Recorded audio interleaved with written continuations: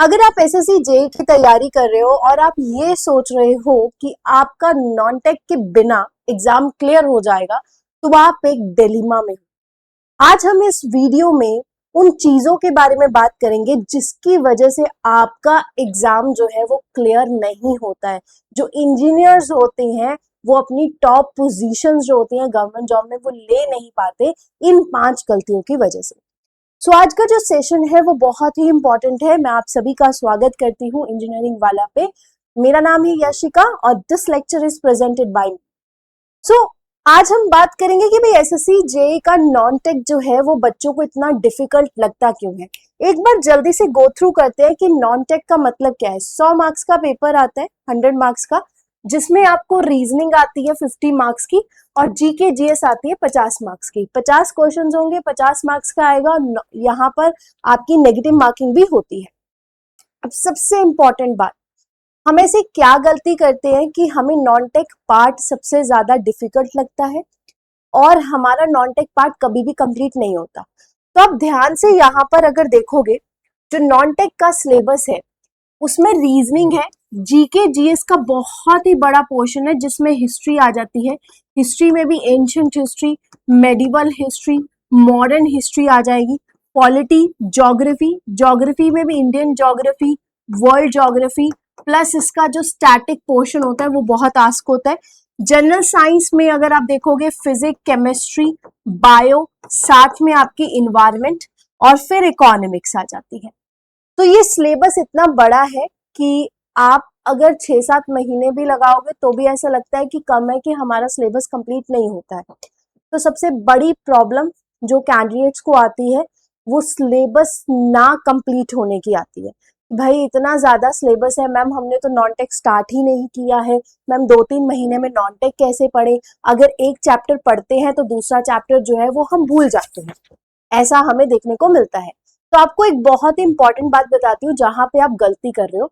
सबसे पहली बात ये है कि आपको जरूरी नहीं है कि आप जीके जीएस का फुल सिलेबस जो है वो आप अपना कंप्लीट करो, क्योंकि द रीजन इज कि पूरा सिलेबस जीके जीएस का कभी भी कंप्लीट नहीं हो सकता। इतना बड़ा सिलेबस है, आपको टेक भी करना है, आपको रीजनिंग की प्रैक्टिस भी करनी है और आपको करंट अफेयर्स भी पढ़ने, बहुत सारे सब्जेक्ट्स पढ़ने। तो सभी सब्जेक्ट का अगर आप देखोगे आप कंप्लीट नहीं कर पाओगे सिलेबस, है ना। तो हम क्या कर सकते हैं, व्हाट वी कैन डू, आप क्या कर सकते हो, एक लिस्ट क्रिएट करो। ये लिस्ट का मतलब क्या है, मान लो कि आपने जैसे पॉलिटी से स्टार्ट किया, तो पॉलिटी के ऐसे कौन से टॉपिक्स हैं जो सबसे ज्यादा आस्क होते हैं। आप अगर इसे देखने को मतलब देखोगे तो कम से कम ऐसे 30-40 टॉपिक्स मिलेंगे जो सबसे ज्यादा इंपॉर्टेंट है, बाकी सारी चीजें अनइम्पॉर्टेंट होंगी। तो आप 30-40 टॉपिक की लिस्ट बना लो सबसे पहले, 30 to 40 टॉपिक्स की। जैसे ही आपने लिस्ट बना ली, सबसे पहले उन 30-40 टॉपिक्स को कंप्लीट करो और उनके रिलेटेड एमसीक्यूज करो। फिर पॉलिटी को कर दो बंद। और ऐसा नहीं है कि पॉलिटी 3-4 महीने पढ़ रहे हो, पॉलिटी को सिर्फ हफ्ता 2 हफ्ते में आपका हो जाना चाहिए।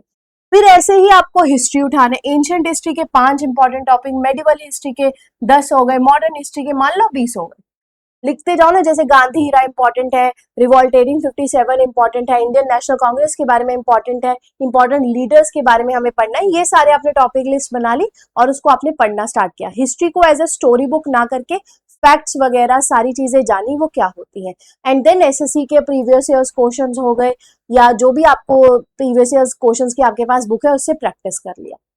ठीक है, तो ऐसे करके सबसे पहले अपना सिलेबस कंप्लीट करो। पहली गलती तुम ये करते हो, तुम क्या करते हो, हिस्ट्री पढ़ रहे हो, पॉलिटी पढ़ रहे हो, 2-2 3-3 महीने वही पढ़ते जा रहे हो। ऐसा नहीं करना है बच्चे, आपके पास इतना टाइम नहीं है। आप एक कॉम्पिटिटिव एग्जाम की तैयारी कर रहे हो, ये एक्सपेक्टेड था कि आपको ये चीजें पहले आनी चाहिए थी। क्यों? क्योंकि हम क्लासेस करके आते बट उस वक्त हमने इतना अच्छा पढ़ा नहीं होता, समझ रहे हो। बट यहाँ पर जो जनरल साइंस है ना, जनरल साइंस में ये चीजें इतनी जल्दी अप्लाई नहीं होती। जनरल साइंस को आपको पूरा कंप्लीट करना पड़ेगा एनसीईआरटी बेसिस पे, क्योंकि वहां पर जो कॉन्सेप्ट्स के ऊपर गेम होती है। तो पहली गलती ये सुधार ली कि सिलेबस कंप्लीट नहीं हो रहा। अब दूसरी मेजर गलती, बच्चा क्या करता है कि पेपर आ गया, ठीक है, जैसे मान लो कि 2-3 महीने बाद मेरा पेपर है, अभी तक उसने मॉक टेस्ट जो है या सिलेक्शन टेस्ट जो है वो देने स्टार्ट नहीं किए। It is very very important. मैं ये बता रही हूं कि जितना आप पहले प्रैक्टिस करके जाओगे ना, उतना कम आप पेपर में जाके रोगे। Otherwise you will be like a puzzle, तुम्हें कुछ नहीं समझ में आएगा। तो तुम्हें करना क्या है, हर रोज सेक्शनल टेस्ट दिया करो। अगर हिस्ट्री पढ़ ली तो हिस्ट्री के सेक्शनल टेस्ट देने स्टार्ट करो। What is sectional test? जो 10-10 मिनट के होते हैं ना, वैसे। तो किसी भी ऑर्गेनाइजेशन के कहीं बुक ले लो, अपने आप कर लो। ऐसे सेक्शनल टेस्ट दोगे तभी तो पेपर निकलेगा, तभी तो पेपर निकलेगा। अब आपको ये भी पता है कि भाई एसएससी में हो सकता है कि अब आपको टाइम लिमिट दे दी जाए इस एक एक सेक्शन की। जो टाइम लिमिट दे दी जाएगी, तो अगर आपने क्वेश्चन प्रैक्टिस किए नहीं होंगे तो टाइम लिमिट में आपके कंप्लीट नहीं होंगे। तो practice is very very important. कम से कम मैं कहूंगी कि पेपर आने से पहले 5000 एमसीक्यूज आप एटलीस्ट 5000 एमसीक्यूज आप एटलीस्ट करके गए हो, तब जाके आप एक्सपेक्ट करना कि अगर 50 क्वेश्चन जीके जीएस के आ रहे हैं, उसमें से 20, 25, 30 मैं आराम से कर पाऊंगा। Otherwise again you will be puzzled. और अगर सीबीटी फर्स्ट नहीं निकला तो काम खत्म है। आरआरबी जेई में भी अगर तुम देखोगे सीबीटी फर्स्ट नहीं निकला, सीबीटी सेकंड तक कैसे पहुंचोगे, टेक्निकल पार्ट तक कैसे पहुंचोगे? समझ रहे हो मेरी बात? ये बहुत सिंसियरली मैं बात कर रही हूँ। थर्ड, आपके सोर्सेज बहुत ज्यादा होते हैं भाई, पता ही नहीं क्या करते रहते हो। इतने सोर्सेज तो मैं चाहिए क्यों? एक सोर्स लो, उसको मल्टीपल बार रिवाइज करो। एक बुक खरीदो, उसको मल्टीपल बार रिवाइज करो। एक टीचर फॉलो करो। ऐसा नहीं है ना कि आज इधर देख लो फिर तो चले गए। अच्छा ये भी इंपॉर्टेंट करा, ये भी। It will kill your time. आपका टाइम किल हो रहा है और कुछ नहीं हो रहा। चौथी चीज जो आपको करनी है, एक रूटीन बनानी है। रूटीन का मतलब क्या है कि भाई अगर मैंने 5 से 6 बजे का टाइम जो है जीके जीएस के लिए रखा है, मैं इसके अलावा कोई और टाइम नहीं रखूंगा और इसी टाइम में पढ़ूंगा।